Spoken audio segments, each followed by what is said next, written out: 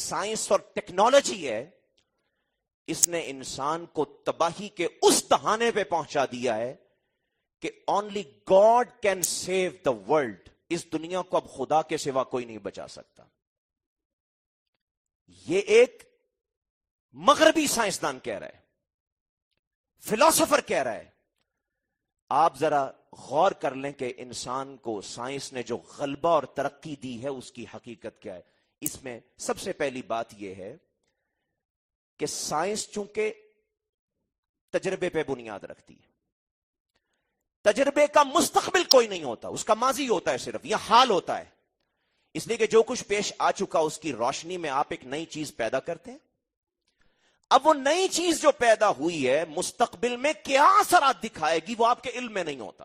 تو سائنسدان جب کوئی نئی ایجاد لے کے آتا ہے، دنیا کو نئی ٹیکنالوجی دیتا ہے، تو یا تو اس کو اس کا مستقبل پتہ ہی نہیں ہوتا، یا اس کے علم میں ہوتا ہے لیکن وہ دنیا کو بتانا نہیں چاہتا. اس کو اس کے نقصانات معلوم ہوتے ہیں لیکن وہ اس پورے نظام کا چونکہ کل پرزہ ہوتا ہے، اس ٹیکنالوجی میں ترقی لانا چاہتا ہے، لہذا وہ اس کے نقصانات نہیں بتاتا. اس کی ایک سب سے چھوٹی سی مثال انسانی معاشروں میں آنے والی اینٹی بائیوٹک ہے. یہ گولی جب 100 سال پہلے وجود میں آئی تو اس کو کہا جاتا تھا یہ ایک میجک بلٹ ہے، یہ ایک جادوئی گولی ہے، یہ بندہ کھاتا ہے اور فوراً تندرست ہو جاتا ہے، بیماری ختم ہو جاتی ہے. لیکن کچھ عرصہ گزرنے کے بعد سمجھ آیا کہ حالات ایسے نہیں رہے، اس کے تو بڑے بڑے نقصانات ہیں. تو ٹیکنالوجی اصل میں 7 مرحلے طے کرتی ہے. پہلے مرحلے میں اس کے اندر کچھ وعدے ہوتے ہیں، پرومسز ہوتے ہیں، ہم آپ کو یہ دیں گے، ترقی ملے گی، آپ کی خواہشات کو لامحدود بنایا جاتا ہے، سہولت ملے گی، تم آسمان میں اڑنا چاہتے ہو یہ بھی ہو سکتا ہے، ساری دنیا پہ غالب ہونا چاہتے ہو یہ بھی ہو سکتا ہے. جو خواہش تمہارے اندر حیوانی موجود ہے، کوئی قدغن اور پابندی لگائے بغیر سب کچھ پورا ہو سکتا ہے. اس میں وعدے دیے جاتے ہیں. ٹیکنالوجی کی پہلی سٹیج ہوتی ہے.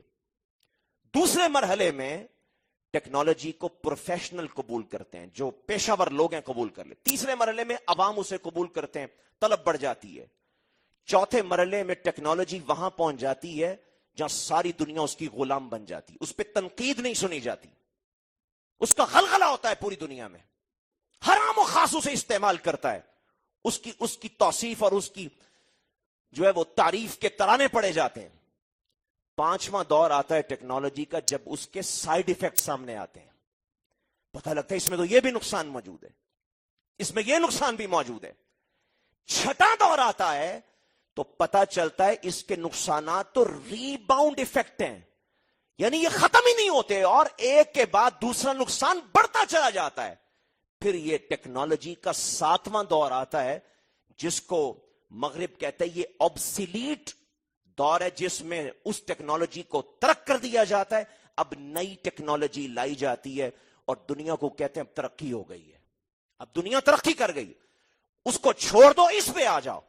اب اس کے لیے اشتہارات چھپتے ہیں، میڈیا حرکت میں آتا ہے، ماڈرنزم کا نظام اس کو فروغ دیتا ہے اور پھر اس کے لیے پوری مونوپلی اور سرمایہ اور کیپٹلزم اپنے کام میں لگ جاتا ہے. لوگ بیچارے بھول جاتے ہیں، جو پہلے لوگ تھے وہ مر جاتے ہیں، نقصانات کو فراموش کر دیتے ہیں. کوئی یہ نہیں پوچھتا کہ اس پہلی ٹیکنالوجی نے جو دنیا میں عذاب مسلط کیا ہے سب سے پہلے اس کا حساب لیا جائے.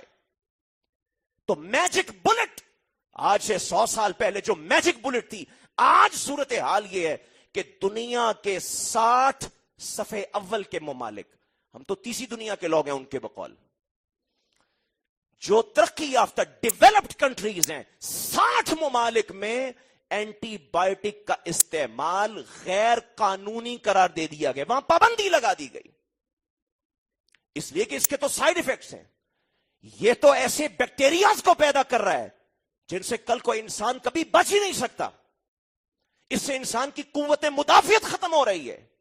یہ اینٹی بائیوٹک کے سائیڈ ایفیکٹس آئے. اور سائنس میں ایک عجیب کام یہ ہوتا ہے، جو ٹیکنالوجی پیش کرتا ہے وہ بہت عظیم ہوتا ہے، بعد میں آنے والا جو اس ٹیکنالوجی کی تباہیاں بتاتا ہے وہ اس سے بھی بڑا عظیم ہوتا ہے، اور دونوں عظیم ہوتے ہیں. اس کی مثال آپ اگر لینا چاہیں تو کلورو فلورو کاربن گیس ہے. 1927 میں ایک سائنسدان تھامس میڈکلے نے یہ گیس ایجاد کی. اس گیس کو استعمال کیا جانے لگا اے سی میں اور ریفریجریٹر میں اور آپ کے یہ فریجوں میں. دنیا میں انقلاب آ گیا کہ مصنوعی ٹھنڈک پیدا کی جا سکتی ہے. اب یہ اے سی عام ہو گئے, ریفریجریٹر عام ہو گئے, فریج عام ہو گئے, طلب بڑھتی گئی. 1927 میں یہ گیس وجود میں آئی. اب 1974 میں 2 سائنسدان اٹھے اور انہوں نے اس پر ریسرچ کرنے کے بعد دریافت کیا کہ جناب یہ جو کلورو فلورو گیس ہے, اس کی وجہ سے جو دنیا کے اوپر اوزون لیئر ہے, یعنی آسمان پہ جو سیارے ہیں, سورج, اس کی تابناک شعاؤں سے انسان کو بچانے کے لیے اللہ نے زمین کے گرد ایک گیس کا ہالہ بنایا ہوا ہے جس کو اوزون لیئر کہتے ہیں, ایک تہ بنائی ہے. تو انہوں نے کہا جناب یہ تمہاری جو گیس ہے یہ اتنی زہریلی ہے کہ اس نے اس تہ کے اندر شگاف ڈال دیا ہے اور دنیا میں اب تیزی سے گرمی بڑھے گی اور اس کے بعد انسان تباہی کی طرف چلا جائے گا, اس گیس کو بدلا جائے.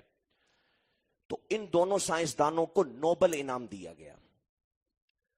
1992 میں ایک نئی گیس متعارف ہوئی, ہائیڈرو کلورو فلورو گیس, اور پوری دنیا میں جو پہلے کلورو فلورو گیس چل رہی تھی کاربن, اس کو ختم کر دیا گیا اور کہا گیس پر پابندی ہے, اس لیے کہ دنیا پورے کرۂ ارض کا نقصان ہو رہا ہے.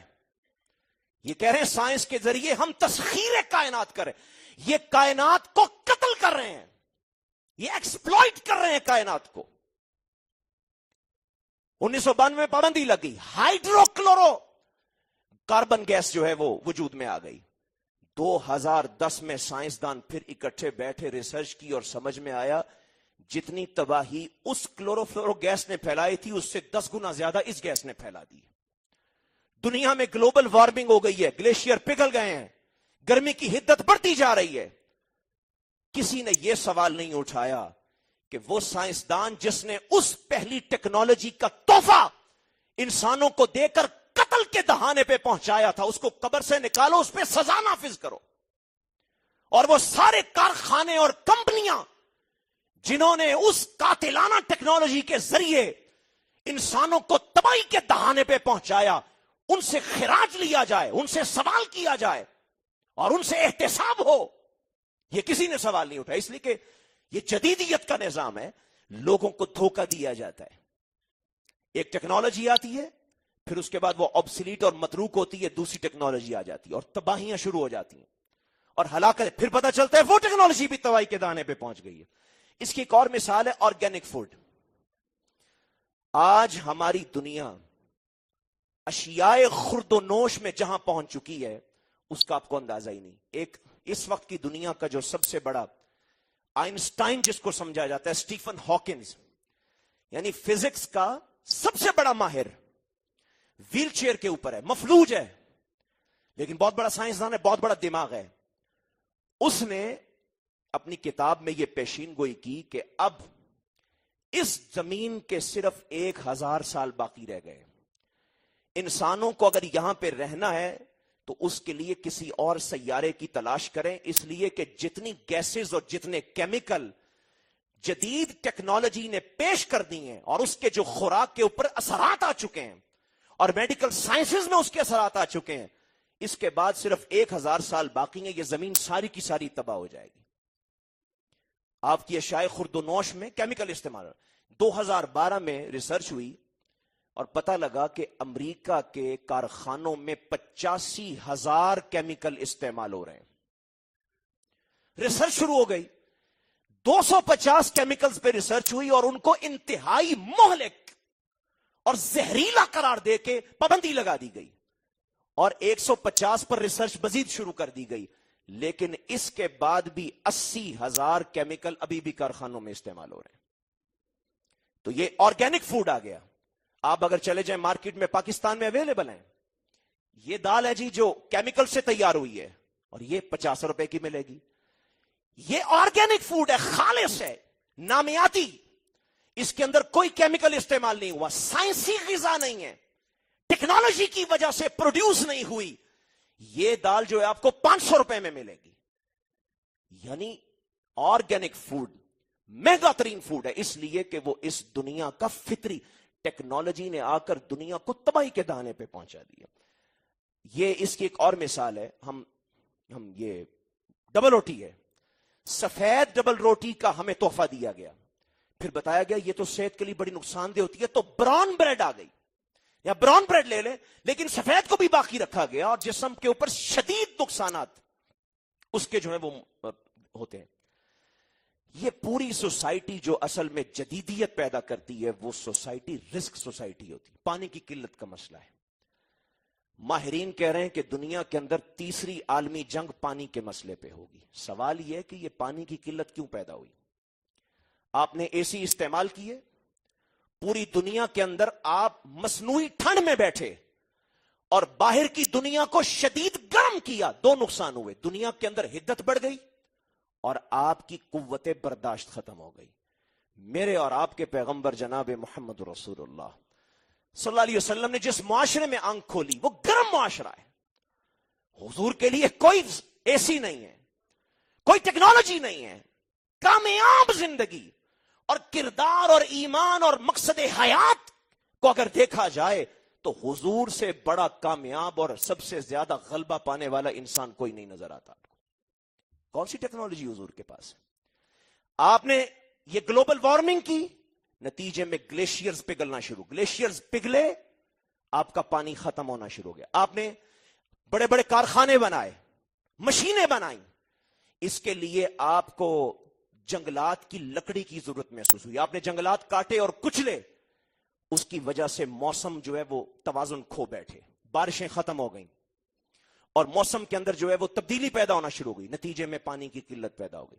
اور آج یہ کہا جا رہا ہے کہ تیسری عالمی جنگ جو ہے وہ پانی کی قلت کی وجہ سے ہوگی. لیکن اگر آپ اس کا صحیح جائزہ لیں، رسول اللہ صلی اللہ علیہ وسلم جس فطری معاشرے میں رہتے تھے، آپ ایک مد پانی سے پورا وضو کر لیتے تھے. 1 لیٹر یا 1.5 لیٹر پانی سے حضور غسل فرماتے تھے. اور کیا فرمایا کہ 3 مرتبہ سے زیادہ اگر وضو کرتے ہوئے اپنے اعضاء کو دھو رہے ہو تو ظلم کر رہے ہو. لیکن آج کیا ہو رہا ہے؟ دنیا میں 7 ارب انسان موجود ہیں. ذرا ایک اندازہ اور کیلکولیشن تو نکالیں. ہر آدمی اوسطاً 5 مرتبہ واش روم میں جاتا ہے. صرف واش روم میں جو پانی استعمال ہو رہا ہے، چونکہ وہاں پہ فلش ٹینک لگایا گیا ہے، ایک فلش ٹینک کے اندر 5 لیٹر پانی، میٹھا پانی موجود ہے. کیونکہ پوری دنیا کے اندر 3 حصے کھارا پانی ہے اور جو 1 حصہ خشکی کا ہے اس کے اندر کچھ میٹھا پانی موجود ہے جو انسان اور جانور سب لوگ استعمال کر رہے ہیں. اس میٹھے پانی کا 5 لیٹر ایک مرتبہ